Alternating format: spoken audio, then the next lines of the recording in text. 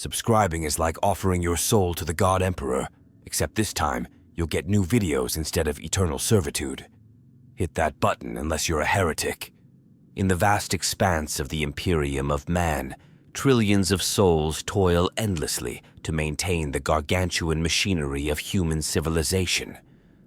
Among these countless laborers, we find our subject, a common Imperial worker, whose life embodies the relentless grind that keeps the Imperium's wheels turning. As dawn breaks over the hive city of Trazus Secundus, Adept Thorn 11, 38 awakens to the blaring of sirens. The noise isn't an alarm. It's the ever-present soundtrack of life in the underhive. Thorn's hab unit, a cramped 10x 10-foot box, barely accommodates a cot and a small shrine to the Emperor. The walls vibrate with the constant hum of machinery, a reminder of the manufactorum that looms above. Thorn's day begins like countless others. He dons his work-worn overalls, emblazoned with the symbol of his manufactorum division, the Cog Mechanicus intertwined with the Imperial Aquila. A quick prayer to the Emperor and a sip of recycled water constitute his breakfast. There's no time for more. The production quotas wait for no one. The journey to his workstation is a harrowing one. Thorn navigates through crowded corridors, dodging streams of effluent and avoiding the gaze of ever-watchful Arbites patrols. The air is thick with the acrid smell of promethium and the metallic tang of molten adamantium. Servitors drone past, their augmetic limbs whirring as they carry out their programmed tasks with mindless efficiency. Upon reaching the manufactorum floor, Thorn takes his place at the assembly line. Today's task, assembling laser guns for the Imperial Guard. Each worker is but a small part of the process, repeating the same action thousands of times a day. Thorn's job is to align the power cells, a task requiring precision and speed. The monotony is punctuated only by the occasional bark of an overseer or the scream of a malfunctioning machine. As he works, Thorn's mind wanders to the stories he's heard, tales of distant worlds, of brave soldiers fighting Xenos threats, of the Emperor's divine light guiding humanity through the stars. But such thoughts are dangerous. Productivity is paramount, and daydreaming can lead to mistakes. Mistakes lead to punishment or worse, replacement. The hours blur together in a cacophony of clanging metal and hissing steam. Thorn's fingers move automatically, muscle memory taking over where conscious thought fails. He barely notices as his fellow workers are carried away, victims of exhaustion or industrial accidents. New faces appear to replace them, the endless cycle continuing unabated. As the shift nears its end, tension mounts. The daily quota looms, and failure is not an option. Overseers prowl the lines, their shock mauls crackling with potential energy, a constant reminder of the consequences of underperformance. Thorn pushes himself to the limit, ignoring the ache in his muscles and the burning in his eyes. Finally, the end-shift klaxon sounds. Thorn has met his quota, barely. He shuffles back to his hab unit, joining the throng of exhausted workers. There's no time for socializing or recreation. A meager ration bar serves as dinner, followed by a few precious hours of sleep before the cycle begins anew. As Thorn drifts off, he mutters a prayer of gratitude to the Emperor. Another day survived, another small contribution to the vast machine that is the Imperium. In the darkness of his hab unit, he finds a moment of peace, knowing that his labor, however insignificant it may seem, helps to keep the flames of humanity burning in a hostile universe. This is the life of an Imperial worker, a life of endless toil, of sacrifice without recognition, of being just another cog in the immense machinery of the Imperium. It is a harsh existence, but one that exemplifies the resilience and determination of humanity in the grim darkness of the far future. The concept of the Imperial worker traces its roots to the early days of human interstellar expansion. As mankind spread across the galaxy during the dark age of technology, the need for a vast workforce to build and maintain humanity's burgeoning empire became paramount. The Great Crusade, led by the Emperor of Mankind, further solidified the importance of a dedicated labor force. As the Imperium expanded, countless worlds were brought into compliance, each requiring extensive infrastructure to support the growing human population and contribute to the broader Imperial war machine. During the Horus Heresy, the role of the Imperial worker evolved dramatically. With resources stretched thin and loyalties tested, those who remained faithful to the Emperor found themselves working longer hours under increasingly harsh conditions. The need to produce weapons, ammunition, and supplies for the loyalist forces became a matter of survival for the entire human race. In the aftermath of the heresy, as the Imperium rebuilt itself, the ethos of sacrifice and unquestioning devotion to duty became deeply ingrained in the Imperial psyche. The Adeptus Mechanicus, guardians of humanity's technological knowledge, played a crucial role in shaping the lives of Imperial workers. They introduced standardized production methods, cybernetic augmentations, and the worship of the machine god, further blurring the line between man and machine. The inception of the administratum during this period marked a significant shift in how labor was organized across the Imperium. Vast bureaucracies emerged, cataloging every worker, tracking productivity, and ensuring that quotas were met. This led to the creation of specialized roles within the workforce, such as Adept Thorn's position as a lasgun assembler. As millennia passed, the life of the Imperial worker became increasingly regimented. The implementation of the Imperial tithe system meant that every world owed a debt of resources and manpower to Terra. This often translated into grueling work conditions and ever-increasing production quotas for the average laborer. The age of apostasy saw further changes as the ecclesiarchy's influence grew. Religious fervor became intertwined with work ethic, with many Imperial workers viewing their toil as a form of worship. Manufactorums began incorporating shrines and chapels, allowing workers to offer prayers to the Emperor between shifts. The Goga von Dyer's reign of terror during this period had a lasting impact on worker culture. His oppressive policies and demand for absolute loyalty created a mindset of unquestioning obedience that persists to the present day. Workers learned to keep their heads down and focus solely on their assigned tasks, lest they draw unwanted attention from their superiors. In more recent history, the emergence of new threats to the Imperium has only intensified the pressure on its workforce. The awakening of the Necrons, the growing Tyrannid menace, and the expanding Tau Empire have all contributed to an ever-increasing demand for war materiel. This has led to the development of vast hive cities dedicated entirely to production, such as Trazus Secundus, where Adept Thorn resides. The fall of Cadia marked another turning point. With the galaxy split in two by the Great Rift, many worlds found themselves cut off from Terra's authority.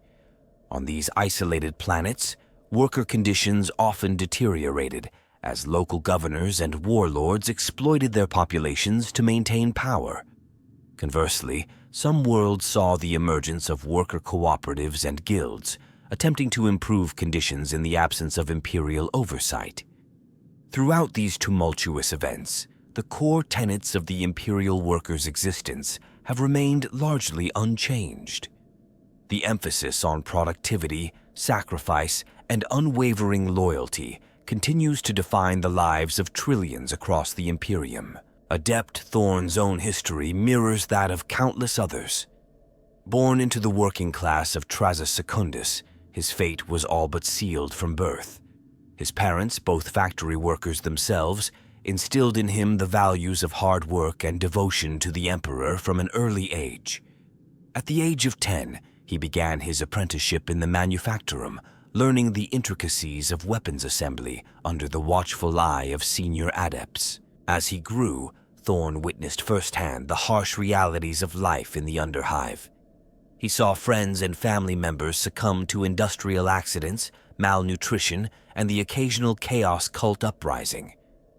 These experiences hardened him, reinforcing the notion that survival in the Imperium comes only through unwavering dedication to one's duty. Now, as a full-fledged adept, Thorn carries with him the weight of this history. Each lace gun he assembles is not just a weapon, but a testament to humanity's endurance in a hostile universe. His story is but one thread in the vast tapestry of the Imperial workforce, a living embodiment of the sacrifices made to keep the Imperium's heart beating in the face of unimaginable adversity. Adept Thorn's calloused hands move with practiced precision, his augmetic eye whirring as it focuses on the intricate components of the laser gun before him. The monotony of his work is broken only by the occasional spark from a nearby welding servitor or the bark of an overseer's orders. This scene encapsulates the key features that define the life of an Imperial worker. Efficiency reigns supreme in the manufactorum. Every movement is calculated, every second accounted for. Thorn's workstation is an ergonomic masterpiece, designed by Mechanicus adepts to maximize output while minimizing fatigue. The tools at his disposal are sanctified, each bearing the blessing of the machine god and maintained with religious fervor. Above the din of machinery, voxcasters blare a constant stream of propaganda. Heroic tales of Imperial Guard victories mingle with hymns to the Emperor, reinforcing the workers' sense of purpose. Thorn barely registers the words anymore, but their subliminal effect is undeniable, bolstering his resolve with each passing hour. Hierarchy is strictly enforced on the factory floor. Overseers patrol the lines, their augmented bodies a testament to their elevated status. They wear the red robes of the Adeptus Mechanicus, a visual reminder of the sacred nature of their duty. Below them, workers like Thorn are divided into tiers based on skill and experience, each marked by different colored badges on their uniforms. Cybernetic augmentation is commonplace among the workforce. Thorn's augmetic eye is a mark of his dedication, a reward for years of loyal service. It allows him to spot minute defects invisible to the naked eye, ensuring the quality of his work. Many of his colleagues sport similar enhancements: bionic limbs for heavy lifting, cortex implants for rapid calculations, or respirators to filter out toxic fumes. The concept of individual identity is secondary to one's role in the Imperial machine. Workers are often referred to by their designation numbers rather than names. Thorn is simply Worker 11 to 38 inches to his superiors, his personal history and aspirations irrelevant to the task at hand. Safety protocols exist, but are often overlooked in favor of meeting quotas. Protective gear is rudimentary at best, and workers are expected to push through injuries or illness. The Mechanicus belief that the flesh is weak permeates the work culture, with many viewing physical hardship as a path to spiritual enlightenment. Breaks are few and far between. Workers are permitted short periods for prayer and nutrient consumption, carefully timed to maintain optimal productivity. These moments of respite are often spent in communal areas where workers can briefly socialize, sharing whispered rumors of events beyond their hab blocks. Education is narrowly focused on job-specific skills. From a young age, future workers are indoctrinated into their roles, learning only what is necessary to perform their assigned tasks. General knowledge is discouraged, as it is seen as a potential distraction from one's duty to the Emperor. The line between work and worship is blurred. Many tasks are accompanied by ritual chants or prayers, turning the act of production into a form of devotion. Tech priests regularly perform blessings on machinery, and workers often wear small devotional icons as they toil. Upward mobility is rare but not impossible. Exceptional workers may be selected for additional training or augmentation, elevating their status within the rigid hierarchy. However, for most, the pinnacle of achievement is simply maintaining their position and avoiding relegation to more dangerous or demanding roles. Environmental concerns are non-existent. The factory's emissions choke the air and pollute the surrounding underhive, but such considerations are trivial in the face of Imperial demands. Workers adapt to these harsh conditions, their bodies becoming resistant to toxins over time. Time off is a foreign concept. The Imperium's need is endless, and so too is the workday. Shifts can last up to 20 hours, with workers catching sleep in short bursts between assignments. The distinction between day and night becomes meaningless in the perpetual twilight of the manufactorum. Automation is viewed with suspicion. While servitors and other simple machines are common, there is a prevailing belief that human hands, guided by faith in the Emperor, are essential to the production process. This ensures a constant demand for manual labor, keeping the masses employed and controlled. Specialization is highly valued. Workers like Thorn may spend their entire lives perfecting a single specific task. This hyperfocus leads to incredible efficiency, but leaves individuals ill-equipped to handle changes or adapt to new roles. The threat of replacement looms large. With an ever-growing population, workers are acutely aware of their expendability. This fosters a culture of competition and mistrust, with colleagues often viewing each other as potential rivals rather than allies. Punishment for failure is swift and severe. Underperforming workers may face demotion, corporal punishment, or in extreme cases, servitor conversion. The fear of such consequences drives many to work beyond their physical limits. Despite the harsh conditions, a sense of pride permeates the workforce. Imperial propaganda reinforces the idea that each worker is contributing to humanity's survival in a hostile galaxy. This belief helps to stave off despair and maintains morale even in the face of grueling hardship. Innovation is discouraged at the worker level. Adherence to established protocols is seen as a virtue, with deviation viewed as potential heresy. Improvements to the production process come from above, implemented by tech priests after years of careful consideration and ritual. The concept of retirement is virtually non-existent. Workers are expected to toil until they are physically incapable of continuing.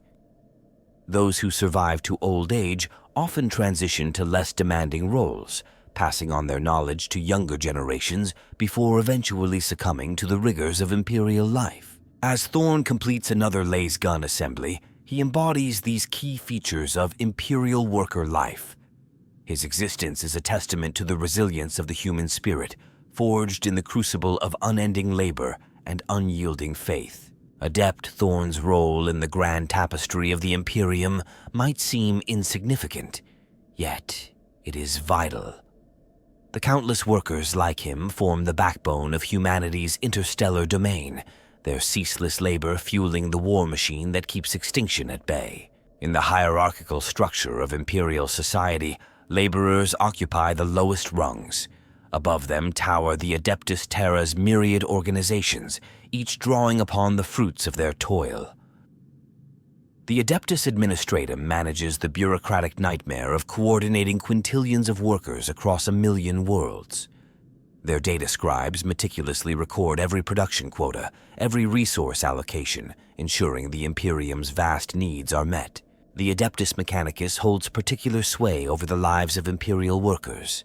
Tech priests oversee production, implementing arcane technologies and enforcing efficiency with religious zeal. Many workers view these red-robed figures with a mixture of awe and fear, never fully comprehending the mysteries they wield. For the Adeptus Ministorum, the teeming masses of laborers represent both a challenge and an opportunity. Preachers walk the factory floors, their fiery sermons blending seamlessly with the rhythm of machinery. They transform the drudgery of daily work into acts of devotion, each completed task a prayer to the Emperor.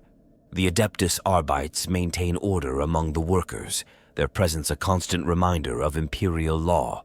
In the cramped hab blocks and smoky taverns of the underhive, workers whisper tales of brutal crackdowns on suspected sedition or worker uprisings. Yet, it is perhaps the Imperial Guard that most directly benefits from the sweat and blood of workers like Thorn. Every laser gun assembled, every tank forged, every ration pack prepared fuels the endless wars that rage across the galaxy. The workers may never see the fruits of their labor in action, but they know their efforts keep humanity's defenders armed and ready. In times of dire need, these same workers may find themselves conscripted into the Guard's ranks. The skills honed in the manufactorum, discipline, endurance, and unquestioning obedience serve them well on the battlefield. Many a guardsman has found comfort in the familiar weight of a laser gun they might have once assembled. The Inquisition, ever vigilant for threats to the Imperium, keeps a watchful eye on the worker populations. Large concentrations of potentially disgruntled laborers present prime targets for heretical influences or genie-stealer cults. Inquisitorial agents move unseen among the masses, their true purpose known only to a select few. For the navigator houses and chartist captains, workers represent both cargo and clientele. Massive colony ships transport laborers between worlds, answering the ever-shifting demands of the Imperium's economy. These journeys, often spanning decades in real space, can see entire generations of workers born, live, and die without ever setting foot on a planet. Even the Adeptus Astartes, in their remote fortress monasteries, rely on the efforts of Imperial workers. While space marines may stand apart from common humanity, their weapons and armor are often crafted by mortal hands in forges dedicated to their service. In the realm of the Adeptus Mechanicus, some workers find themselves elevated to the ranks of the Skitari or Tech Guard. Their bodies augmented far beyond Thorn's simple ocular implant, these former laborers serve as the Mechanicus's military arm, defending forge worlds and fighting alongside the Imperial Guard. The Officio Assassinorum, though shrouded in secrecy, draws upon the vast pool of humanity for its recruits. A worker of exceptional skill or unique abilities might vanish from their assembly line, destined for a life of shadowy service to the Imperium. Rogue traders, operating on the fringes of Imperial space, often rely on skilled laborers to maintain their vessels and establish footholds on newly discovered worlds. For a lucky few, employment under a rogue trader warrant offers a rare chance to escape the grinding routine of manufactorum life. Within the Adeptus Astra Telepathica, psychers identified among the worker population are swiftly collected, their latent powers potentially useful to the Imperium. The black ships that come for them are objects of terror in worker communities, parents warning children that failure to meet quotas might see them taken away. The leagues of Votan, though autonomous, engage in trade with Imperial worlds. Squat engineers sometimes visit manufactorums, their advanced technology and expertise temporarily boosting production. Workers whisper in envy of the respect and fair treatment these abhumans reportedly enjoy in their own societies. Planetary governors rely heavily on their world's laborers to meet the brutal demands of the Imperial tithe. A planet's worth in the Imperium's eyes is often measured by its industrial output, placing immense pressure on local authorities to maximize productivity at any cost. In the dark underbelly of Imperial society, even the criminal empires and heretical cults find use for skilled laborers. Black markets thrive on stolen manufactory goods, while hidden workshops produce prohibited items for those willing to pay. The Adepta Sororitas, though primarily concerned with matters of faith, maintain their own forges and manufactorums. Female workers of exceptional piety may find themselves recruited into the orders Dialogus or Famulus, their skills put to use in service of the ecclesiarchy. For Xenos races, Imperial workers represent both a threat and a resource. Orc freebooters launch daring raids on factory worlds, claiming both goods and slaves.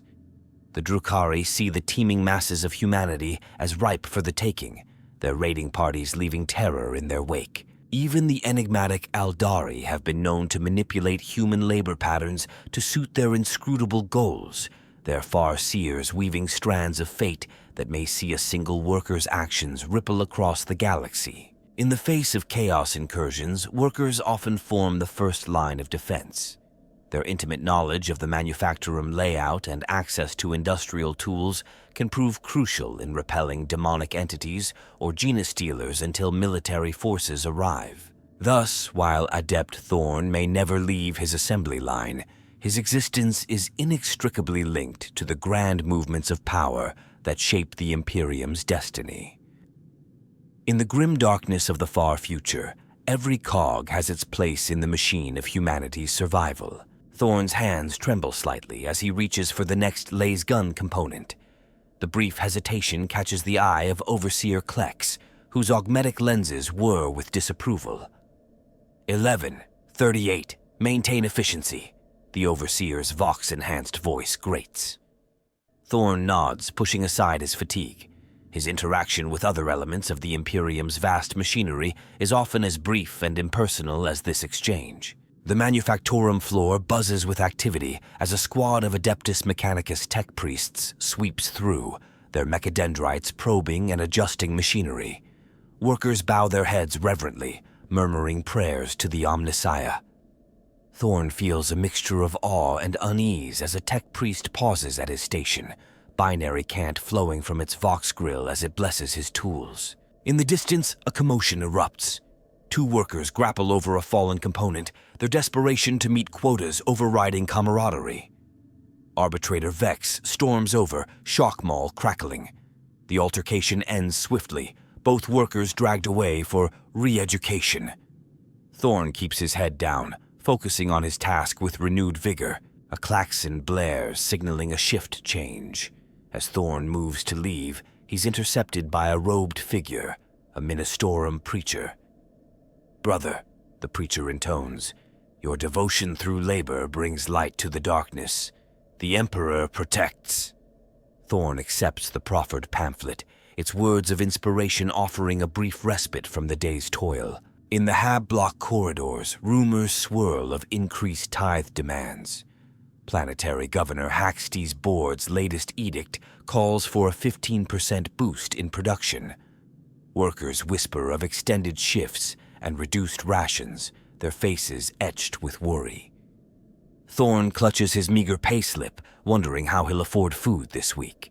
An unfamiliar face appears at the nutrition dispensary, a new worker, fresh-faced and eager. Thorn recognizes the look. He wore it once, years ago. He considers offering advice but thinks better of it. In the Imperium's grinding machinery, such innocence is quickly stripped away. As night cycle begins, the streets fill with off-duty workers seeking cheap entertainment. Thorn passes a dimly lit tavern, the sounds of a brawl spilling out. Arbites patrol nearby, their presence both reassuring and menacing. He hurries past, unwilling to risk involvement. In a secluded corner, a hooded figure passes a data slate to a furtive-looking worker. Black market goods? Heretical texts? Thorn averts his gaze. Ignorance is often the safest policy in the underhive. Returning to his hab unit, Thorn finds a notice plastered on the door. The administratum requires updated citizen records. He sighs, knowing the process will eat into his precious rest hours. The bureaucracy's demands are as relentless as the manufactorum's. A distant rumble shakes the hab block. From his viewports, Thorn glimpses a massive starship rising from the spaceport. Another tithe shipment departing, carrying the fruits of the workers' labor to fuel wars on distant worlds. He wonders briefly about the lives of those who will wield the weapons he helps create. In the communal washing area, Thorn encounters Adept Lana, a fellow worker he's long admired. Their eyes meet, a spark of connection flaring. But the moment passes. In the Imperium, there's little room for personal relationships. Both return to their tasks, the brief interaction a luxury in their regimented lives. Periodic health scans are mandatory for all workers. Thorn queues for his turn, watching as those ahead of him are processed by servitor medics. Some emerge with new work assignments, others are directed to cybernetic enhancement clinics. He prays his own results will allow him to maintain his current post. News-picked feeds in the hab block lobby broadcast tales of Imperial victory against Xenos threats. Workers gather, momentarily united in pride for the Imperium they serve. Thorn feels a swell of purpose. His labor contributes to these triumphs, however indirectly. A Mechanicus servo skull hovers near Thorn's workstation, its auger array scanning his movements. He's being evaluated for potential promotion to shift leader. The prospect of increased rations and better living quarters is tempting, but he knows the position comes with heightened scrutiny and responsibility. During a rare moment of downtime, Thorn witnesses a group of workers huddled around a makeshift shrine. They offer prayers to the Emperor, seeking his blessing for a sick child. The scene reminds him of the bonds that exist even in this harsh environment, small acts of compassion persisting against the odds. An inspection team from the Ordo Hereticus sweeps through the hab block, their presence spreading unease. Workers hurry to hide any potentially suspicious items. Thorn watches as a neighbor is taken away for questioning, the man's terrified face etched in his memory. In the recycling centers, Thorn deposits his worn-out work gear. He's struck by the efficiency of the Imperium's resource management. Nothing goes to waste, not materials, not effort, not lives. Every scrap is repurposed to serve the Emperor's will. A recruitment drive for the Imperial Guard sets up in the main plaza. Some workers view it as an opportunity for escape, a chance at glory. Others see it as a death sentence. Thorn considers the posters, weighing the risks of battle against the slow grind of factory life. As sleep cycle approaches, Thorn performs his nightly ritual, maintaining his tools, reciting prayers of gratitude to the Emperor, and reviewing tomorrow's quota. His existence is but one thread in the vast tapestry of Imperial life, yet he knows each thread is crucial. In the unending struggle for humanity's survival, even the smallest cog has its purpose. The Imperium's workforce operates within a rigid hierarchy, each level precisely defined and controlled. At the apex stands the Fabricator General of Mars, whose decrees shape the lives of trillions. Below, a complex web of authority extends through forge worlds, hive cities, and the lowliest mining outposts. Planetary governors oversee broad industrial strategies, balancing local needs against the ever-present imperial tithe. They rarely interact directly with the workforce, their edicts filtering down through layers of bureaucracy. Thorn might go his entire life without glimpsing his world's ruler, yet every aspect of his existence is shaped by their decisions. Sector-level administrative officials coordinate resource allocation and production quotas across multiple systems. Their data ledgers determine which forges receive critical materials and which must make do with recycled scrap. These faceless bureaucrats wield immense power, their signatures determining the fate of entire worker populations. Within individual hive cities, manufactorum lords reign supreme. These individuals, often members of ancient noble houses or high-ranking tech priests, control vast industrial complexes. They set production targets, negotiate with off-world clients, and maintain the delicate balance of power among various worker factions. Magos-rank tech priests of the Adeptus Mechanicus form a parallel hierarchy. While not always in direct control of worker assignments, their expertise in machine lore and production techniques gives them significant influence.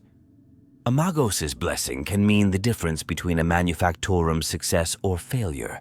Overseer primes manage specific production lines or entire factory levels. These individuals have usually risen through the ranks, their bodies extensively augmented to interface directly with machinery. They are often the highest-ranking officials a worker like Thorn regularly interacts with. Shift supervisors coordinate day-to-day operations, assigning tasks and monitoring individual performance. Many are former line workers themselves, promoted for their efficiency and unwavering loyalty. They walk a fine line, driving their teams to meet quotas while avoiding worker burnout or unrest. Quality control adepts ensure that all products meet the exacting standards of the Adeptus Mechanicus. Their word can halt entire production lines, and their favor is often curried by ambitious workers seeking to climb the hierarchy. Logistics coordinators manage the flow of materials and finished products. In massive hive manufactorums, this role requires a preternatural ability to juggle countless variables. Many coordinators sport cranial augmentations to handle the data load. Maintenance engine seers keep the machinery running, a critical role in facilities where some production lines have operated non-stop for centuries. Their knowledge of ancient tech rights and jury-rigging skills make them indispensable. Safety compliance officers enforce regulations meant to protect both workers and machinery. In practice, their primary concern is often preventing damage to valuable equipment, with worker well-being a secondary consideration.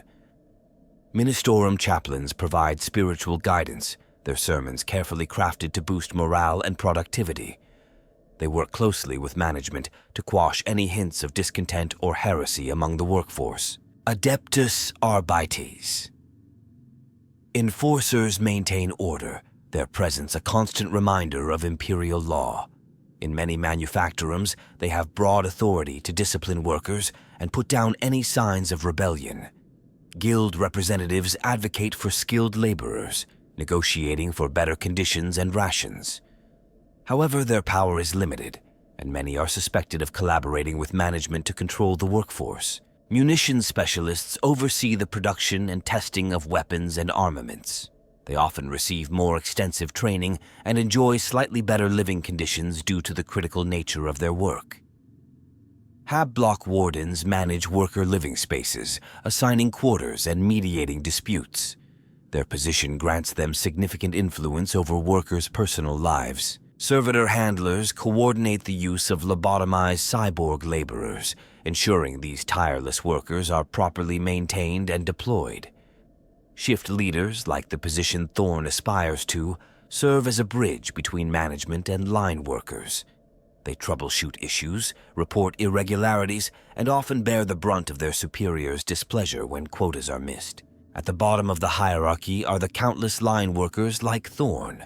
Specialized in specific tasks, they form the backbone of Imperial industry. Their ranks include assembly line operators, each responsible for a particular step in the production process.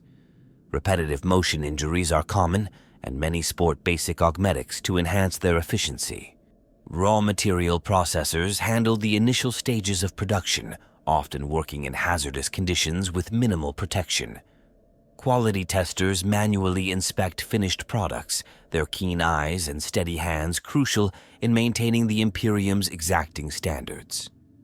Packaging and shipping crews prepare goods for transport, ensuring they can withstand the rigors of warp travel. Waste reclamation teams salvage and recycle materials, their work critical in resource-starved forge worlds. Machine feeders constantly supply raw materials to voracious production lines, their timing crucial to maintaining efficiency. Cleaners and sanitizers maintain hygiene standards, particularly important in facilities producing food or medical supplies for the Imperial Guard. Data scribes record production figures, their meticulous work feeding into the vast bureaucratic machine of the administratum. Apprentices, often children, learn specific skills under the tutelage of experienced workers. Their training is harsh, weeding out the weak and inefficient. At the very bottom are the penal laborers, criminals sentenced to backbreaking work in the most dangerous areas of the manufactorum. Their lives are considered expendable, used to test new production methods or handle toxic materials. This complex hierarchy ensures that every worker knows their place and role in serving the Emperor's will. Advancement is possible but rare, each step up the ladder requiring unwavering dedication and often painful sacrifices. For most, like Thorn, the best they can hope for is to maintain their position and avoid demotion to more hazardous or demanding roles. Thorn's fingers dance across the control panel of his workstation, each movement a perfect fusion of muscle memory and machine interface. The lasgun assembly line hums with a rhythm that's part mechanical precision, part arcane ritual. Here, in the heart of the manufactorum, technology and faith intertwine in ways incomprehensible to most Imperial citizens. The Adeptus Mechanicus zealously guards the secrets of production, doling out knowledge in carefully measured doses. Workers like Thorn operate complex machinery without fully understanding its principles, their training focused on rote memorization of operational sequences and maintenance rights. This deliberate obfuscation serves multiple purposes. It protects valuable technological secrets, reinforces the Mechanicus's authority, and prevents potential saboteurs from easily disrupting production. Servitors shuffle past, their cyborg bodies a grotesque merger of flesh and machine. These lobotomized workers handle the most repetitive or dangerous tasks, their humanity sacrificed in the name of efficiency. Thorn suppresses a shudder, knowing that a serious mistake or injury could see him join their ranks. The threat of servitor conversion looms over every worker, a grim reminder of the Imperium's ruthless pragmatism. Overhead, a network of tubes and cables crisscrosses the ceiling, carrying raw materials, data, and the occasional pneumatic message capsule. This nervous system of the manufactorum connects every workstation to central control, allowing overseers to monitor production in real time and make split-second adjustments to meet changing quotas. The constant flow of resources and information creates a backdrop of hisses, clicks, and electronic chirps that blend into a technological symphony. At regular intervals, tech priests move through the facility, performing blessing rituals on machinery and workers alike. They sprinkle sacred unguents on gears, chant binary litanies to soothe machine spirits, and mark workers with electu tattoos that are part identification, part good luck charm.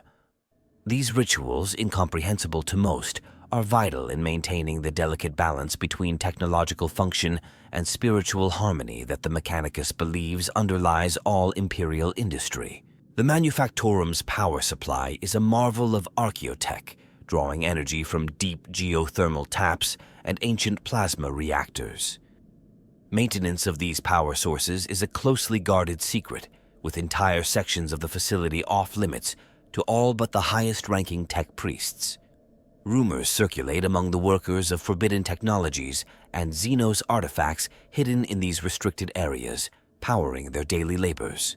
Augmetic implants are commonplace, with many workers sporting bionic enhancements to boost their productivity. Thorn's ocular implant allows him to perceive minute details and rapidly identify flawed components. Others have reinforced skeletal structures to handle heavy lifting or respiratory filters to work in toxic environments. These augmentations blur the line between man and machine, a physical manifestation of the Mechanicus's philosophy. Molecular recyclers hum in the background, breaking down waste materials and failed products into their component atoms. Nothing is truly wasted in an Imperial manufactorum. Even the sweat and exhalations of the workers are captured and reprocessed. This obsession with efficiency extends to the workers themselves, with every movement studied and optimized by cogitator-assisted overseers. Hololithic projectors flicker to life periodically, displaying production quotas, safety reminders, and inspirational messages.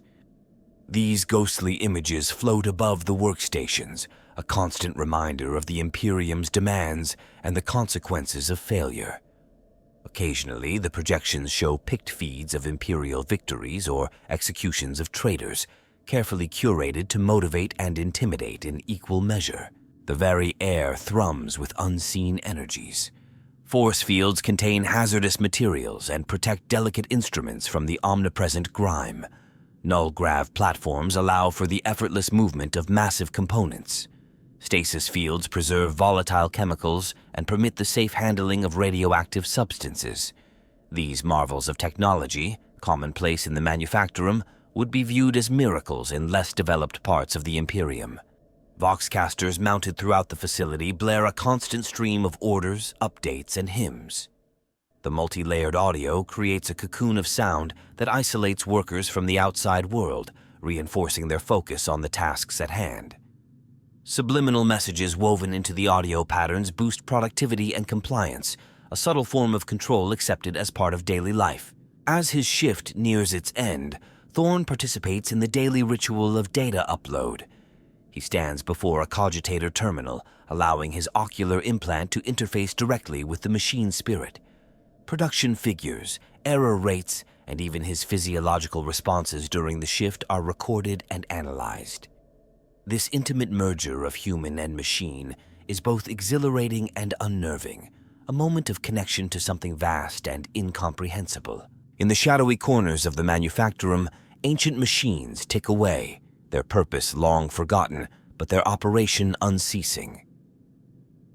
These relics from a more enlightened age continue to function through a combination of robust engineering and regular devotions from the tech priests. Workers give these machines a wide berth, wary of disturbing their inscrutable routines. As Thorn makes his way to the decontamination chambers at shift's end, he passes by the apprentice creche. Here, children as young as 6 learn the basics of Imperial industry, their small hands already calloused from work. The sight reminds him of his own induction into the workforce, a mix of fear and pride that hasn't faded over the years. In the grim darkness of the 41st millennium, the machinery of industry never stops, and there's always another generation ready to take its place at the controls. The culture of Imperial workers is a tapestry woven from threads of faith, duty, and grim determination. In the crowded hab blocks and smoky taverns of the underhive, a unique way of life has evolved, shaped by the relentless demands of industry and the omnipresent weight of Imperial doctrine. Thorn, like millions of his fellows, is both a product and a perpetuator of this culture, his every action and belief molded by generations of tradition and necessity. At the core of worker culture lies an unshakable faith in the Emperor and the Imperium he created. This faith manifests not in grand ceremonies or philosophical debates, but in the quiet, everyday rituals that punctuate a laborer's life. Before each shift, workers touch their foreheads to small shrines built into the walls of the manufactorum, murmuring prayers for protection and efficiency. Meal breaks are preceded by a moment of silence, honoring those who have fallen in the Emperor's service. Even the rhythmic clanging of machinery is imbued with religious significance, each beat a reminder of the heartbeat of the Imperium itself. This pervasive spirituality serves multiple purposes. It provides comfort in the face of grueling conditions, reinforces loyalty to the Imperium, and gives cosmic meaning to what might otherwise be seen as mindless toil. The concept of duty is equally central to worker culture. From their earliest years, Imperial citizens are taught that their labor is not just a means of survival, but a sacred obligation to humanity as a whole. Propaganda posters plastered across hab block walls drive this message home, depicting heroic workers standing shoulder to shoulder with space marines and Imperial guardsmen in the defense of mankind. This sense of purpose instills a fierce pride in even the most mundane tasks. Thorn and his colleagues speak of production quotas with the same gravity that soldiers might discuss battle objectives. To shirk one's duty or to purposely underperform is seen not just as a criminal offense, but as a moral failing of the highest order. This culture of duty creates a self-policing workforce where peers pressure each other to maintain productivity and report any signs of disloyalty. Despite the oppressive conditions and constant surveillance, a rich tapestry of informal culture thrives in the cracks and shadows of Imperial industry. Workers develop elaborate systems of hand signals and slang, allowing them to communicate under the noses of overseers and servo skulls. These secret languages evolve rapidly, changing from shift to stay ahead of authorities. They serve both practical purposes, warning of approaching supervisors or faulty machinery, and social ones, allowing workers to share jokes, gossip, and small acts of rebellion. Thorn prides himself on his fluency in this unspoken tongue, his fingers flashing messages to colleagues even as his eyes remain fixed on his work. The harsh realities of life breed a dark and fatalistic sense of humor among the workers. Gallows jokes about servitor conversion or the latest gruesome industrial accident are common, a psychological defense mechanism against the ever-present dangers of their environment. Nicknames are given based on physical traits or notable incidents, worn as badges of honor in a world where individual identity is often suppressed. Thorn himself is known as Lucky to his peers, a moniker earned after a near miss with a malfunctioning servo arm left him unscathed, while 2 others were crushed. Music plays a surprising role in worker culture, despite the noise and regimentation of factory life. Rhythmic work chants help synchronize movements on the assembly line, their lyrics a blend of devotional hymns and bawdy rhymes passed down through generations. During rare moments of downtime, workers gather in secluded corners to share songs of homeworlds long left behind or to compose new verses chronicling the trials of their daily lives.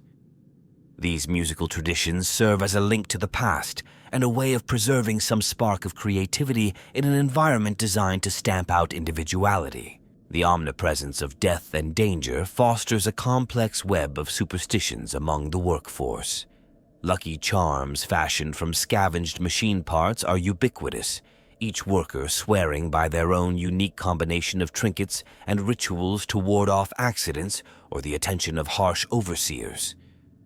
Some of these beliefs border on the heretical, mixing veneration of the Emperor with older, darker faiths that speak to the primal fears of those who live in the shadow of uncaring machines.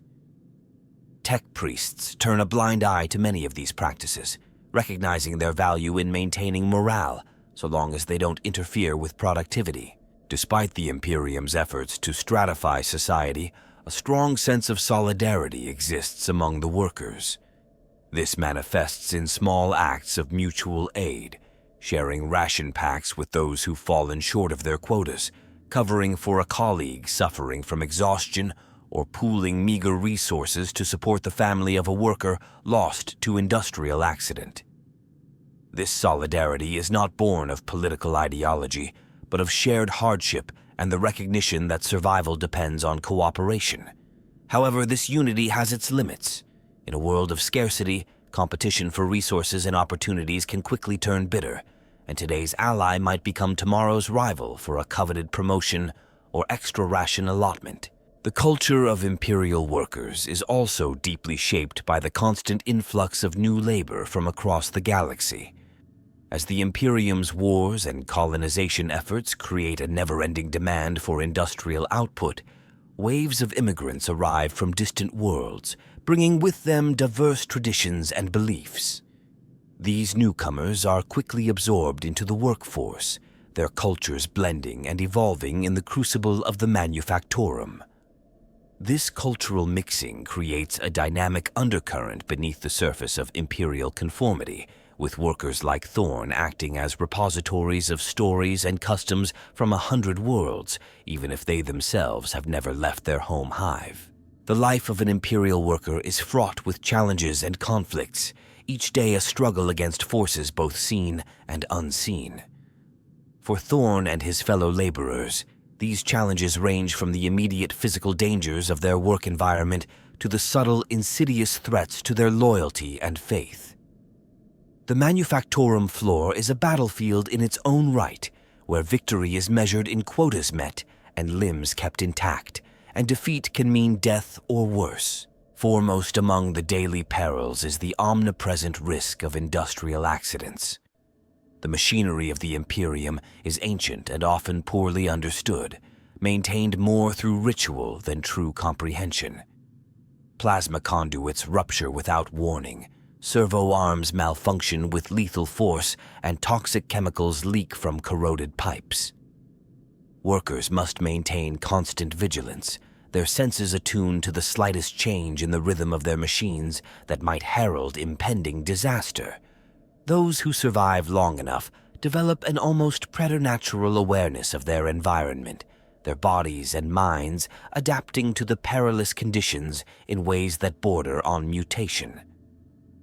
Thorn's augmetic eye, originally installed to improve his efficiency, has become a vital tool for spotting hairline fractures in pressure vessels or the telltale flicker of a faulty power coupling.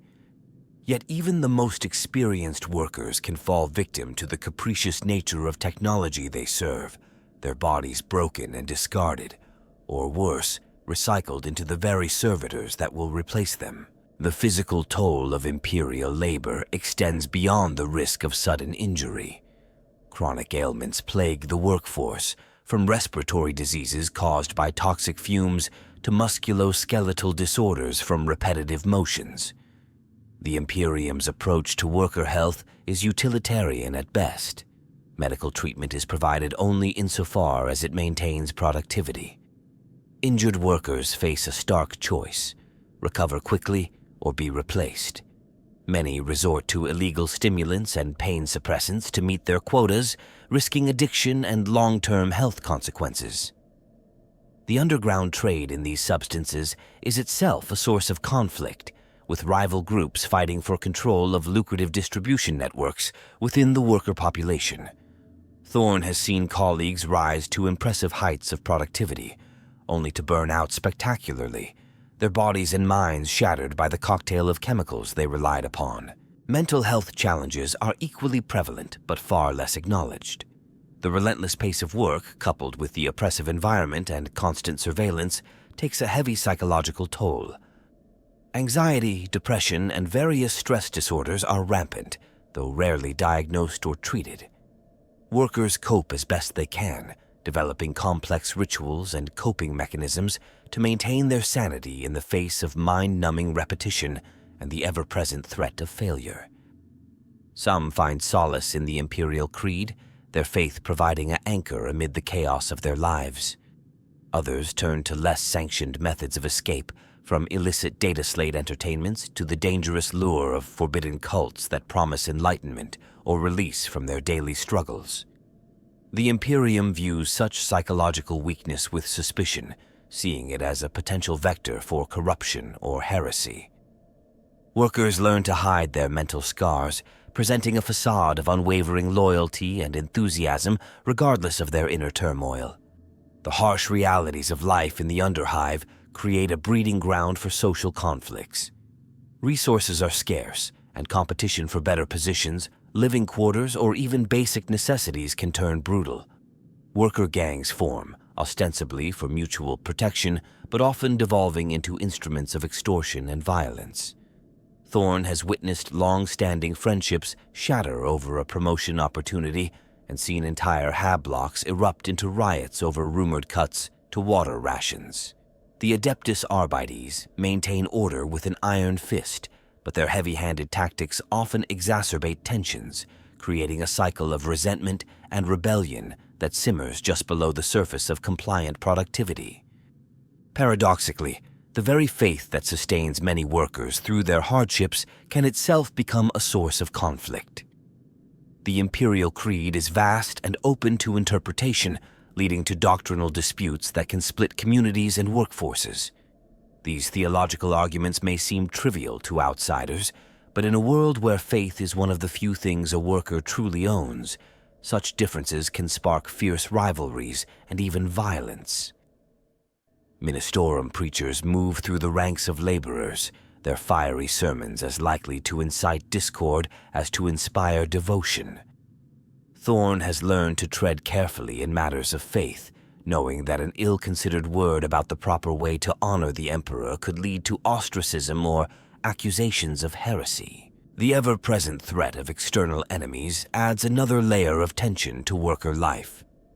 Rumors of Xenos infiltration or chaos corruption sweep through the hab blocks with alarming regularity, fueled by official propaganda and the natural human tendency towards paranoia in closed, high-stress environments.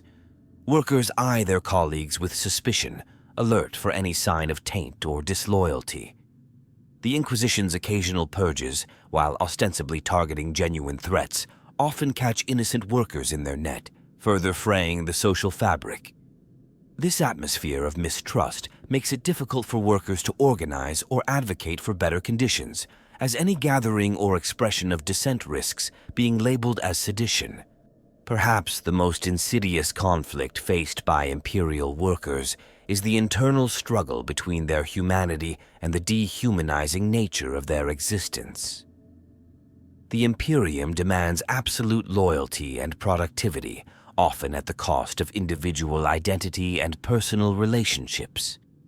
Workers like Thorn find themselves torn between their innate human needs for connection, creativity, and self-expression, and the ruthlessly efficient automaton the Imperium wishes them to be. This internal conflict manifests in myriad ways, from small acts of rebellion like personalizing a workstation against regulations to more serious transgressions like sabotage or desertion.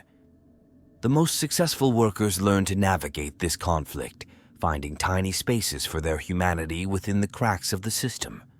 But many are crushed by the weight of conformity, their spirits broken long before their bodies give out. The peculiar case of Genitor Prime Xandria Thex blurs the line between worker and the technology they serve.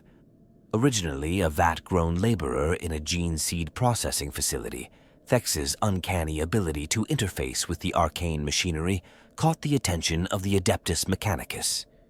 Over decades, she underwent extensive augmentation, her body becoming a fusion of flesh and machine perfectly attuned to the intricacies of gene seed cultivation.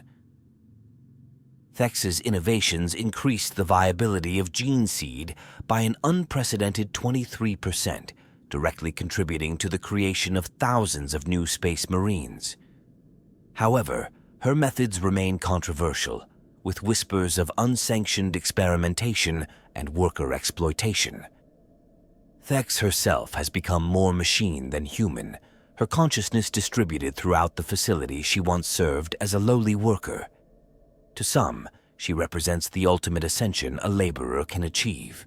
To others, she serves as a chilling reminder of the Imperium's willingness to sacrifice humanity for efficiency. Tharnis the Unyielding earned his place in worker legend through sheer stubborn endurance. A mining serf on the death world of Krask Kafor, Tharnis survived no less than 12 major tunnel collapses, 3 Xenos invasions, and a warp storm that drove half the planet's population to madness. Through it all, Tharnis never missed a shift, his pickaxe striking true even as reality itself warped around him. His unshakable faith and resilience inspired not only his fellow miners, but also the planetary governor and even the Space Marines who arrived to combat the Xenos threat. Upon his death at the age of 103, remarkably old for a miner on Krask IV, Tharnis's pickaxe was declared a holy relic now used in the ceremonial groundbreaking of new mining operations across the sector. The tragic figure of artisan Alexa Venn serves as a reminder of the price of innovation in a culture resistant to change. A savant in the field of plasma containment, Venn developed a revolutionary new design that promised to increase energy output while reducing the risk of catastrophic overloads. However, her innovations were seen as tech heresy by the more conservative factions of the Adeptus Mechanicus. Venn was branded a radical and condemned to servitor conversion. In a final act of defiance, she uploaded her research to the Noosphere, hoping her work would survive even if she did not. For centuries, fragments of Venn's research have surfaced in various Forge worlds, each time sparking furious debate and occasional technological leaps. To progressive elements within the Mechanicus, Venn is a martyr for progress. To orthodox tech priests, she remains a cautionary tale of ambition unchecked by tradition. Shift Master Gorgas Hawk embodies the complex relationship between workers and the often brutal overseers who drive them. Rising from the ranks of common laborers, Hawk gained a reputation for pushing his teams to their absolute limits, often through means that walked the line between motivation and cruelty. His methods were controversial but undeniably effective, with his shifts consistently outperforming all others in his manufactory complex. What few knew was that Hawk drove himself even harder than his workers, taking on the most dangerous tasks and working triple shifts during crises. When a massive industrial accident threatened to destroy the entire facility, Hawk led a team of volunteers on a suicide mission to contain the damage. He emerged sole survivor, his body broken, but his spirit undefeated. Now more machine than man, Hawk continues to lead, his harsh methods tempered by a hard-earned understanding of the workers' plight. He remains a divisive figure, respected and feared in equal measure. The enigmatic figure known only as the Whisper haunts the dreams and aspirations of workers across the Ultima Segmentum. Neither their true name nor their origin is known, but tales of their exploits have spread through the secretive networks of labor organizers and agitators. The Whisper is credited with orchestrating subtle acts of rebellion that somehow evade the watchful eyes of Imperial authorities. Production quotas mysteriously met with substandard materials, overlooked safety features that save worker lives, and contraband information spreading despite tight controls. Some believe the Whisper to be a single, extraordinarily clever individual, while others claim it's a title passed down through generations of worker rebels. To the authorities, the Whisper is a dangerous myth that must be suppressed. To many laborers, they represent hope that even in the most oppressive conditions, small victories are possible. Engine Seer Primaris Lucius Vex straddles the worlds of common laborer and revered tech priest, serving as an aspirational figure for those who dream of rising above their station. Born into the indentured workforce of a forge world, Vex displayed an preternatural affinity for machinery from a young age. His talent caught the eye of a visiting tech priest, leading to his induction into the cult Mechanicus. Despite his elevation, Vex never forgot his roots, consistently advocating for better treatment of the laborers under his care. His approach blends strict adherence to production quotas with genuine concern for worker well-being, a combination that has proven remarkably effective. Vex's methodology has spread to other forge worlds, sparking a minor philosophical movement within the Mechanicus that views well-treated workers as essential components of the great machine of industry. To the average laborer, Vex represents a best-case scenario, a worker who ascended to greatness without losing touch with his origins. These figures, whether revered or reviled, shape the collective consciousness of the Imperial workforce. Their stories are told and retold in the brief moments between shifts, their names invoked as blessings or curses depending on the circumstance. They serve as more than mere historical footnotes. They are the embodiment of the dreams, fears, and aspirations of countless laborers across the Imperium. In the grim darkness of the far future, where individual lives are often seen as insignificant, these legends remind workers like Thorn that even the lowliest cog can leave an indelible mark on the great machine of humanity. The ceaseless labor of Imperial workers like Thorn forms the bedrock upon which the entire narrative of Warhammer 40,000 is built. Their toil provides the raw materials, weapons, and equipment that fuel the never-ending conflicts that define the setting. Without the vast industrial base maintained by these anonymous billions, the epic battles and galaxy-spanning campaigns that captivate players and readers alike would be impossible. In the game itself, the presence of Imperial workers is often implied rather than directly shown. They are the unseen hands that craft the countless lasguns, tanks, and void ships that players field on the tabletop. The mighty Titan war machines and formidable Space Marine power armor, while designed and blessed by the Adeptus Mechanicus, rely on components forged and assembled by ordinary laborers. This behind-the-scenes role mirrors the worker's place in Imperial society, essential yet often overlooked. The worker's plight adds depth and moral complexity to the Imperium as a faction. While players might be drawn to the heroic aspects of the Space Marines or the faith of the Adepta Sororitas, the oppressive conditions faced by the average Imperial citizen serve as a stark reminder of the cost of the Imperium's survival. This tension between noble ideals and brutal pragmatism is a core theme of the 40K universe, and the lives of workers like Thorn embody this conflict. In narrative-driven games and campaigns, the worker class can provide a grounded perspective on the grand events shaping the galaxy. A story might begin with a simple laborer witnessing strange occurrences in their manufactorum, spiraling into a tale of genestealer infestation or chaos corruption. These everyman characters offer players and storytellers a relatable entry point into the often overwhelming scale of the 41st millennium. The potential for worker uprisings and civil unrest adds another layer of conflict to the game's storylines. A planetary governor might be forced to divert military resources to quell a rebellion, weakening their defenses against external threats. Players could find themselves taking on the role of arbitrators tasked with maintaining order, or even sympathetic inquisitors investigating the root causes of worker dissatisfaction. In the realm of resource management, both in-game and in the broader narrative, the efficiency and loyalty of the worker class are crucial factors. A forge world suffering from low morale and high rates of industrial sabotage would struggle to meet its production quotas, potentially leaving entire war fronts undersupplied. This creates opportunities for strategic depth in campaigns, where maintaining the loyalty of the workforce becomes as important as military victories. The augmetic enhancements common among experienced workers blur the line between human and machine, a theme central to many Adeptus Mechanicus-focused narratives.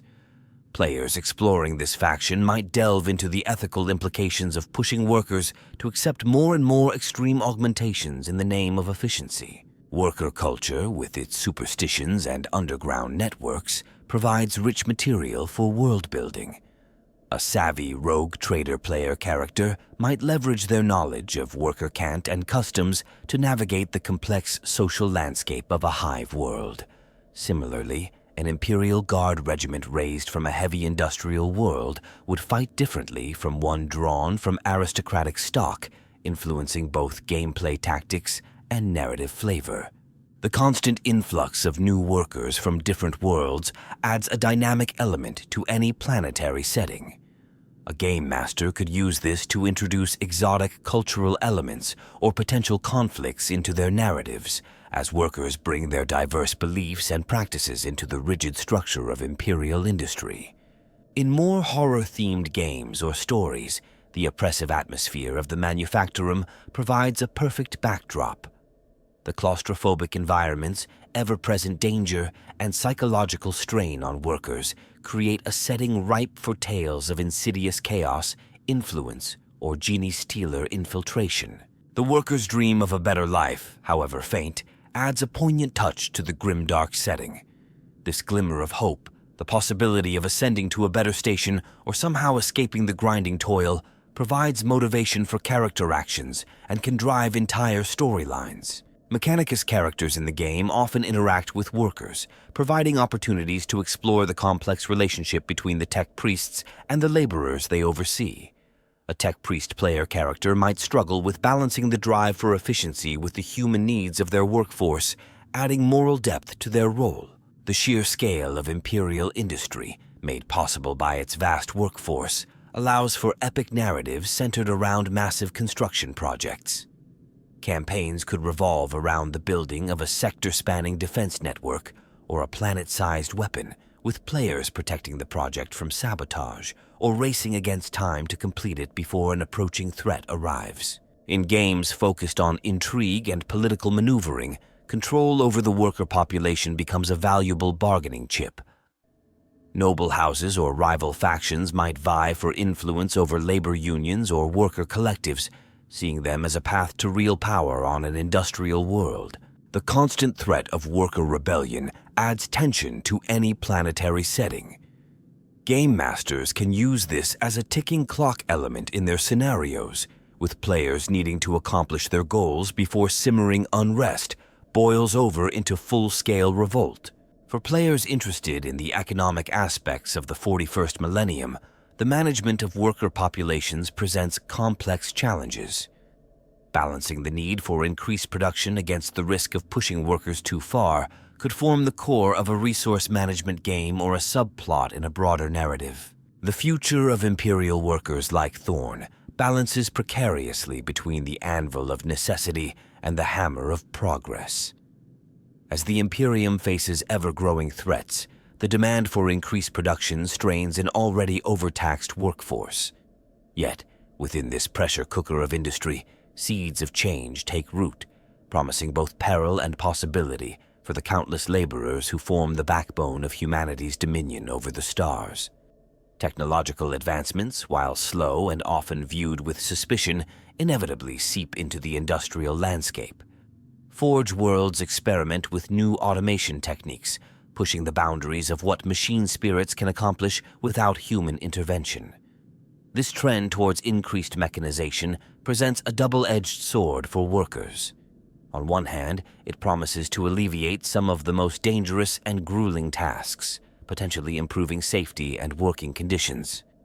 On the other, it threatens to render vast swaths of the workforce obsolete, raising the specter of mass unemployment and social unrest. The Adeptus Mechanicus, ever at the forefront of technological innovation, grapples with the implications of these changes. Progressive factions within the Mechanicus advocate for the extensive augmentation of workers, blurring the line between man and machine. They envision a future where every laborer is a hybrid being, perfectly adapted to their role and seamlessly integrated with the machinery they operate. Conservative elements resist this push, arguing that too much augmentation risks the workers' humanity and their connection to the Emperor. Climate change and environmental degradation, long ignored in the relentless pursuit of production, reach critical levels on many industrial worlds. Entire hive cities face the threat of becoming uninhabitable, forcing planners to consider radical solutions. Some forge worlds experiment with massive atmospheric processors, while others contemplate the wholesale abandonment of surface facilities in favor of void-based manufacturing.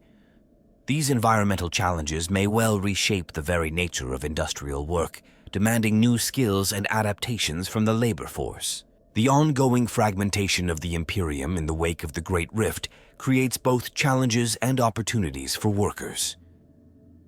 In regions cut off from Terra's authority, local governors and tech priests have greater autonomy in setting labor policies.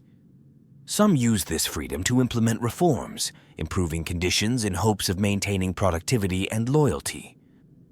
Others exploit the situation, pushing workers to even greater extremes. This patchwork of policies leads to increased movement of skilled laborers between systems as workers seek out rumored havens of better treatment. Advancements in warp travel technology, while still in their infancy, hint at the possibility of more reliable interstellar transportation. This could lead to a more mobile workforce, with specialized teams of workers traveling between systems to tackle specific projects. Such a development would dramatically alter the social fabric of industrial communities, introducing new ideas and customs to once isolated populations. The threat of automation sparks the formation of new worker organizations. Unlike the militant labor unions of the past, these groups focus on education and skill adaptation. They operate in a legal gray area, tolerated by authorities as long as they don't impede production. These organizations may evolve into powerful political entities, shaping labor policies across entire sectors. Experimental social programs on some worlds attempt to address the chronic health issues plaguing the workforce. Holistic approaches combining improved nutrition, mandatory rest periods, and preventative medical care show promising results in extending workers' productive lifespans. If widely adopted, these programs could significantly alter the demographic makeup of the labor force, creating a more experienced and potentially more demanding working class. The ongoing wars against various Xenos threats inadvertently introduce new technologies and materials into Imperial industry. Captured Tau manufacturing techniques, reverse-engineered Necron alloys, and even adapted Tyranid biotech find their way into specialized production lines. Workers trained in these exotic methods become highly valued, forming a new elite within the labor hierarchy. As the Imperium's borders fluctuate, some forge worlds find themselves in contested space. These worlds become fortresses, with workers doubling as militia. The line between laborer and soldier blurs, leading to the development of highly specialized warrior workers capable of defending their factories and continuing production even under siege conditions.